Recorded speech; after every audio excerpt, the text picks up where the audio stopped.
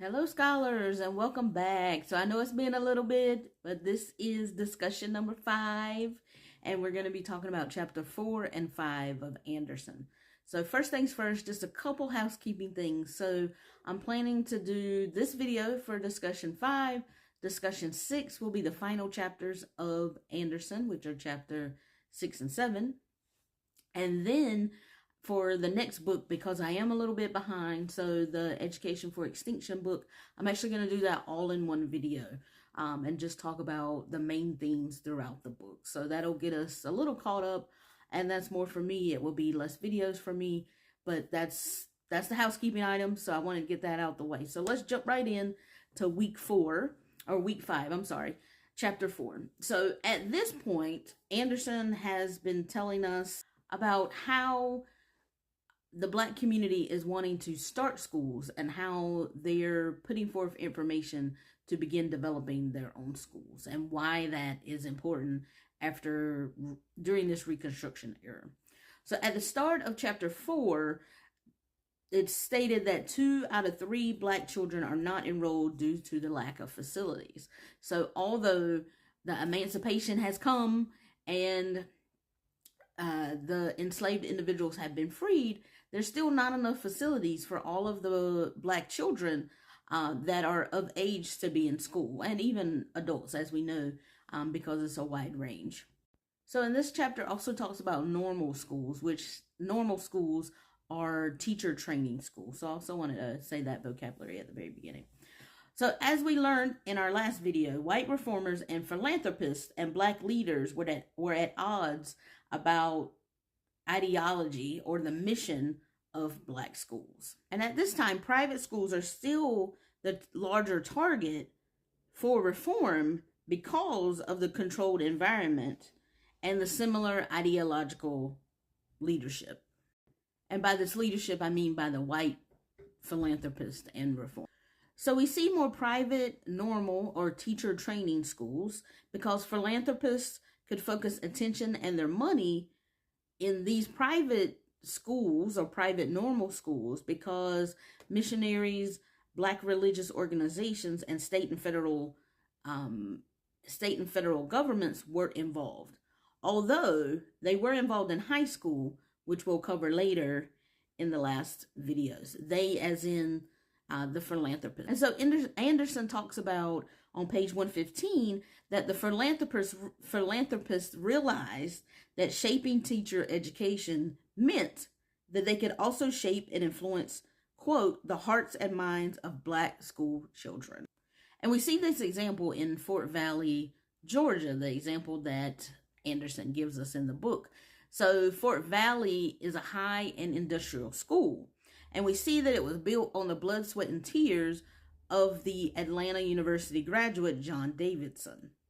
Yet, we also see, through the surveillance of white involvement, how he was ousted from Fort Valley because he believed, meaning John Davidson, believed that education could and should be more than industrial education.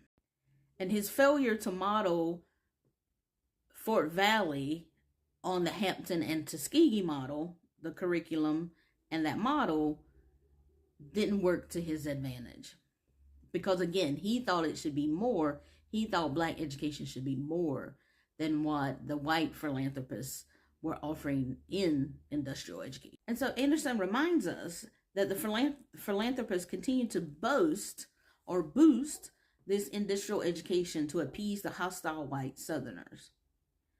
Yet the Northern philanthropists, with their liberal education for Black children, quickly curbed their aspirations for fear of alienating Southern whites.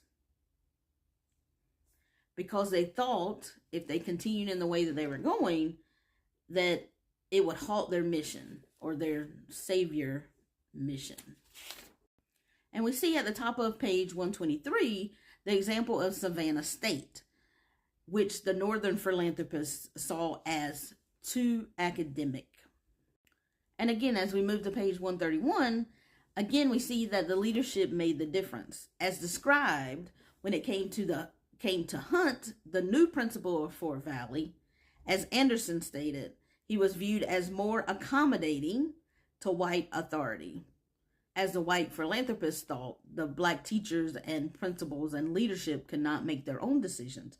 So the white philanthropists had to be involved. And as we eventually saw, they started leaving the black trustees out altogether when it came to Fort Valley. So they didn't even want the trustees' input when it came to industrial education, and specifically the Fort Valley School, or any of the schools, really. And Anderson continues in this chapter to show us the examples of how the white philanthropists did not believe that the black community was able to lead their own schools. And again, it was this over-involvement and control and surveillance of the schools, including the curriculum, because there was this lack of funding for black schools by southern states and teachers' education. So all of this, the philanthropists were able to do this because they were given the money, because again, the states were not funding the black schools, the industrial schools, and the normal schools, the teacher training schools. So a lot of the black community still had to go along with this because the state wasn't helping them fund their schools. So at this time, the General Education Board, the John E. Slater Fund, the Anna T. Janice Fund, and later the Rosenwald Fund rotated board members who fed into the ideology and leadership of Armstrong. This includes the General Education Board, which was formed by Southerners who paid agents to infiltrate the state departments of education. And I'll end this discussion on chapter 4 with the final quote that Anderson shares with us at the end of chapter 4. He says, "The intended purpose of these schools was to make black children think and feel that traditional high-quality academic education was incongruent with their station in life.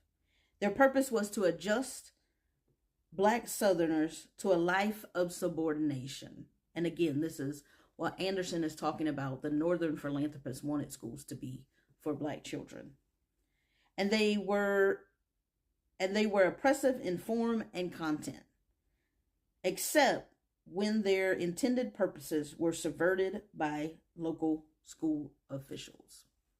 Now, as we move on to chapter 5, Anderson reminds us that schools were still not the priority for white planters, and how the economic labor needed by the black community was in direct opposition of black schools because it took children and adults away from the fields. Keeping in mind that Anderson tells us that 46.6% of black children aged 10 to 15 were gainfully employed in 1910. Again, gainfully employed in 1910. So while education and public schools had been granted constitutionally by the states, physical structures were not readily available, even at the top of the 20th century. So one thing I love about Anderson is his use of charts in his book. So on page 151, he shares the elementary school attendance by race and age in the southern states in 1900.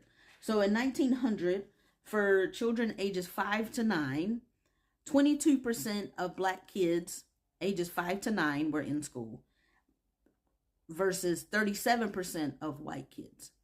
And then he looks at ages 10 to 14, and 52% of black children ages 10 to 14 are in school, and 76% of white kids that same age, 10 to 14, are in school. So you see those disparities between those percentages in schools. And again, it wasn't that kids didn't want to go to schools.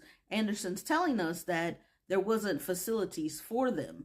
The states weren't putting in money, and the counties weren't putting in money to have facilities for black kids to go to schools. And these percentages are especially important because at this time, children are being pulled from agricultural labor, but there's nowhere for them to go. So again, by 1910, 46.6% of black children ages 10 to 15 are gainfully employed, but that is starting to deteriorate. It was higher than that before 1910, but that continues to decrease. And as the kids aren't in the in the fields anymore, again, there's nowhere for them to go. So this second crusade, as Anderson names it, for black schools begins, ushering in the Rosenwald School Building Program. And again, Rosenwald is Julius Rosenwald, who at the time was the CEO of Sears Roebuck. So just to give that historical context. So the Rosenwald School Building Program began in 1914. And again, these are listed out in chapter 4, and Rosenwald comes along after the Anna T. Janice Foundation has come. And they're also supporting and promoting industrial education, the Rosenwald Fund and the Janice Foundation. And these outside agencies had to step in because southern states were stealing school funds. And Anderson talks about this later on page 156 when he talks about double taxation. So at this time, the black community is already being taxed, but that money that they're being taxed isn't going to their schools. And they essentially would have to come up with other contributions, and they would donate more money through the Rosenwald schools and other programs to help with developing their schools. So as Anderson discusses, is that this is double taxation because the first time they're taxed, it's not being used for their schools. So through cash donations and contributions to these outside agencies, and as Anderson will talk about, the donating their time and labor and land, they're also being taxed in that way. Anderson also talked about gerrymandering, how school districts would redraw districts to exclude black individuals from those particular school districts. And they continued to share racist ideology that promoted the ongoing disenfranchisement of black community. And Anderson tells us about the myth that black schools were being funded by white taxation, which isn't true. Black schools weren't even being funded by black taxation. They were being funded by outside agencies, as Anderson is sharing with us, but also the heavy contributions by the black community as well, cash contributions by the black community. So Anderson is great with his historical receipts. So he disputes these claims that white taxation money is being used for black schools when he shows us in the chart on page 155 the amount that has been donated to black schools through taxation, through Rosenwald Agency, and then also through white and black contributions. So one thing that I talk about in my own research is that when we hear about Rosenwald schools, we don't hear about the donations that were given by the black community to help with building Rosenwald schools. So on the chart on 155 that I was just talking about, Anderson shows the cash contributions from 1914 to 1932 when the Rosenwald School or the Rosenwald agencies were active. And so I'm from North Carolina, so I'm going to give that example. So Rosenwald Agency between these years, 1914 and 1932, gave $717,000, whereas the black community gave $666,000, and the white community gave $75,000. So, and taxation was over $3 million. But again, when we hear about Rosenwald schools, we only hear about the Rosenwald contributions.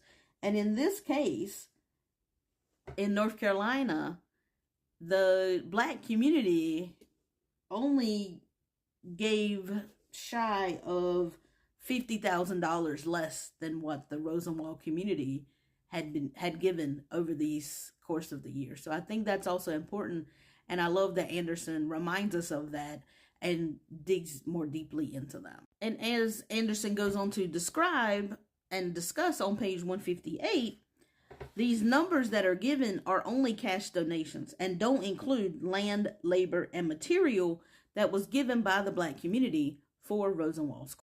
And again, this double taxation comes into play because the black community has paid their taxes, but then they're also giving cash contributions for Rosenwald schools. And then on top of that, Rosenwald is also doing annual Rosenwald fundraiser days. So the black community is giving taxes And then they're also giving to the Rosenwald School Fund.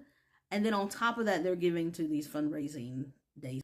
And Anderson goes on to share a rich history of Rosenwald schools and also gives examples of a variety of schools within that section of the. So I have a couple more quotes from Anderson, and this next one is on page 177. Anderson says, "It did not take the Civil War, emancipation, or Northern philanthropic foundations to acculturate blacks, because blacks carried within their culture endearing beliefs in the value of learning and self-improvement." So for me, that was a reminder, because Anderson discussed that in the beginning of the book as he talked about the mission of black schools for the black community. So again, while Rosenwald schools provided the push needed for southern states to create and build public schools for black children, Anderson says that the Rosenwald School building campaign was the most visible component of a deeper and wider process of double taxation. So at the end of this chapter, we're introduced to N.C. Neibolt, who was the director of black education in North Carolina at this time. And I've also encountered Neibolt in my own research, and I have plenty of things to say about him, and I did write about him in my dissertation. But Anderson tells us how Neibolt, at the bottom of page 183, expects the black citizens to use their private resources to fund public education. And that while the black and white citizens are paying school tax, Neibolt still expects this from the black community, because by and large, these school taxes that are being paid by the black and white community are disproportionately used to build white schools. And Anderson is saying that Neibolt is okay with that. So I want to include this final part that Anderson talks about in the last pages of this chapter. So at the bottom of 184 and the top of 185, he discusses how this double taxation was an accommodation to the oppressive nature of Southern society. It made the regular process of excluding black children from the benefits of tax-supported public education easier and more bearable for both whites and blacks. And again, he talks about taxation without representation, which we still see today.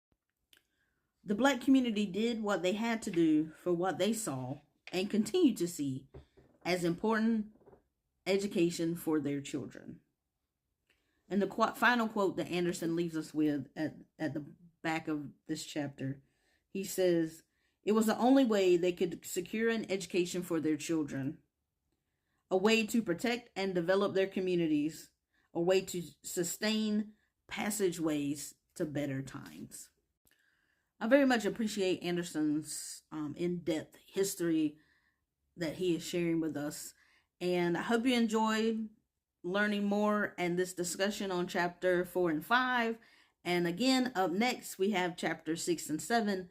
And then our next video will conclude the Anderson reading. So I look forward to seeing you next time. Have a great day. See you, scholars.